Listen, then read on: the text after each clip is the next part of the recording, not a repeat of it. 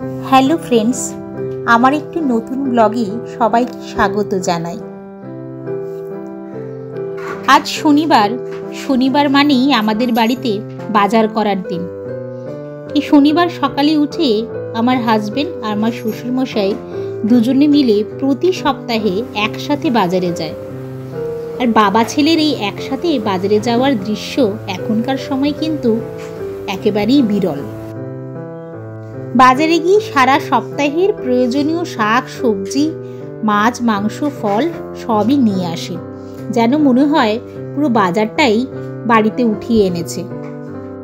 আমি শনিবার সাধারণত আগের সপ্তাহে যা যা ফ্রিজে পড়ে থাকে সেটা চেষ্টা করি রান্না করে নেওয়ার, যাতে ফ্রেশলি আবার সব কিছু ভালো করে গুছিয়ে রাখতে পারি। এই সপ্তাহে শনিবারে সবার আবদার ছিল ডিমের কারি, তাও আবার একটা সেদ্ধ আর একটা অমলেট। আমিও ওটাকে আরেকটু হেলদি করতে একটু সোয়াবিনও অ্যাড করে দিই।